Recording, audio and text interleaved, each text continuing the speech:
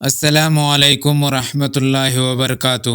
ناظرین، صحابی رسول صلی اللہ علیہ وسلم حضرت تمیم داری رضی اللہ عنہ، جو نبی کریم صلی اللہ علیہ وسلم کی زندگی میں دجال سے ملاقات کی، واقعہ کی مکمل تفصیل اور خروج دجال کی 3 اہم نشانیاں خود دجال ملعون کی زبانی اس ویڈیو میں ملاحظہ فرمائیں۔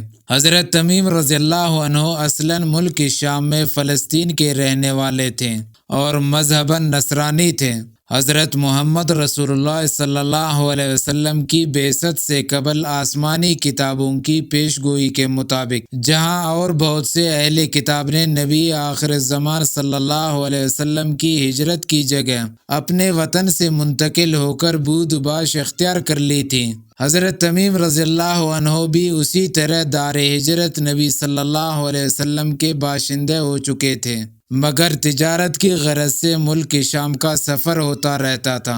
حضرت فاطمہ بنت قیس رضی اللہ عنہا بیان کرتی ہے کہ میں رسول اللہ صلی اللہ علیہ وسلم کے منادی کو سنا، وہ اعلان کر رہا تھا کہ الصلاۃ جامعۃ، میں نماز کے لیے نکلی اور رسول اللہ صلی اللہ علیہ وسلم کے ساتھ مردوں کے پیچھے عورتوں کے صف میں ظہر کی نماز ادا کی۔ آپ صلی اللہ علیہ وسلم نماز سے فارغ ہو کر ممبر پر بیٹھے، جبکہ اس دن سے پہلے سوائے جمعہ کے ممبر پر نہیں چڑھتے تھے۔ آپ صلی اللہ علیہ وسلم کے چہرے مبارک پر اس وقت مسکراہٹ تھی۔ آپ صلی اللہ علیہ وسلم نے فرمایا، ہر شخص اپنی اپنی جگہ بیٹھا رہے۔ اس کے بعد آپ صلی اللہ علیہ وسلم نے فرمایا، جانتے ہو میں نے تم کو کیوں جمع کیا ہے؟ انہوں نے عرض کیا، اللہ و رسولہ عالم۔ آپ صلی اللہ علیہ وسلم نے فرمایا، بخدا میں نے تم کو نہ تو مال وغیرہ کی تقسیم کے لیے جمع کیا ہے، نہ کسی جہاد کی تیاری کے لیے، بس صرف اس بات کے لیے جمع کیا ہے کہ تمیم داری پہلے نصرانی تھا، وہ آیا اور مسلمان ہو گیا اور مجھ سے ایک قصہ بیان کرتا ہے، میں اس سے خوش ہوا، میں چاہتا ہوں کہ تم سے بیان کروں، جس سے تم کو میرے اس بیان کی تصدیق ہو جائے گی جو میں نے کبھی دجال کے متعلق تمہارے سامنے ذکر کیا تھا۔ وہ کہتا ہے کہ ایک بڑی کشتی میں سوار ہوا جس پر سمندروں میں سفر کیا جاتا ہے، ان کے ساتھ قبیلے لخم اور جذام کے 30 آدمی اور تھے۔ سمندر کا طوفان 1 ماہ تک ان کا تماشا کرتا رہا، آخر مغربی جانب ان کو ایک جزیرہ نظر آیا جس کو دیکھ کر وہ بہت مسرور ہوئے اور چھوٹی کشتیوں میں بیٹھ کر اس جزیرے پر اتر گئے۔ سامنے سے ان کو جانور کی شکل کی ایک چیز پر نظر پڑی جس کے سارے جسم پر بال ہی بال تھے کہ ان میں اس کے اعضائے مستورہ تک کچھ نظر نہ آتے تھے۔ لوگوں نے اس سے کہا، کمبخت تو کیا بلا ہے؟ وہ بولے، میں دجال کی جاسوس ہوں، چلو اس گرجے میں، وہاں ایک شخص ہے جو تمہاری خبروں کا مشتاق ہے۔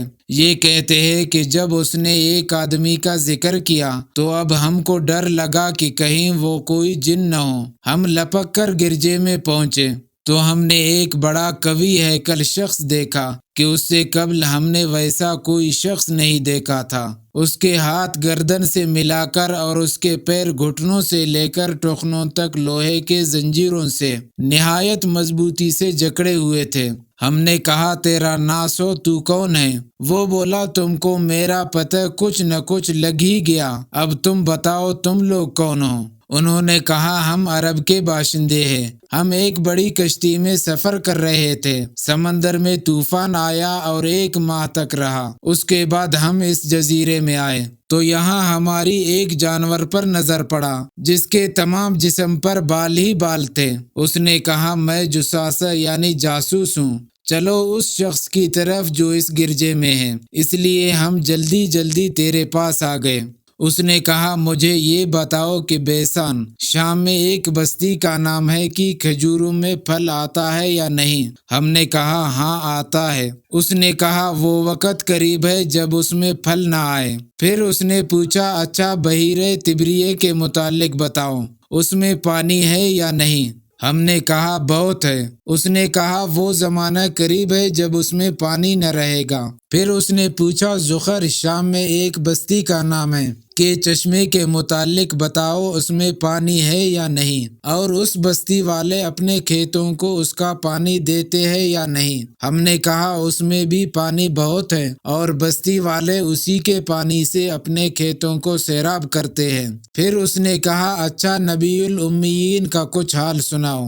ہم نے کہا وہ مکہ سے ہجرت کر کے مدینہ تشریف لے آئے ہیں۔ اس نے پوچھا کیا عرب کے لوگوں نے ان کے ساتھ جنگ کی ہے؟ ہم نے کہا ہاں۔ اس نے پوچھا اچھا پھر کیا نتیجہ رہا؟ ہم نے بتایا کہ وہ اپنے گرد و نواح پر تو غالب آ چکے ہیں اور لوگ ان کی اطاعت قبول کر چکے ہیں۔ اس نے کہا سن لو ان کے حق میں یہی بہتر تھا کہ ان کی اطاعت کر لے۔ نبی آخر الزمان کی بعثت کی خبر سن کر اس نے مارے خوشی کے چھلانگ لگائی، اور اب میں تم کو اپنے متعلق بتاتا ہوں، میں مسیح دجال ہوں، اور وہ وقت قریب ہے جب مجھ کو یہاں سے باہر نکلنے کی اجازت مل جائے گی۔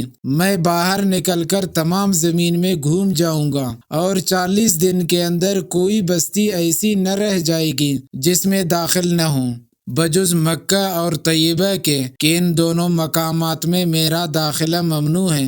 جب ان دونوں میں سے کسی بستی میں داخل ہونے کا ارادہ کروں گا، اس وقت ایک فرشتہ ہاتھ میں ننگی تلوار لیے سامنے آ کر مجھے داخل ہونے سے روک دے گا، اور ان مقامات کے جتنے راستے ہیں ان سب پر فرشتے ہوں گے جو ان کی حفاظت کر رہے ہوں گے۔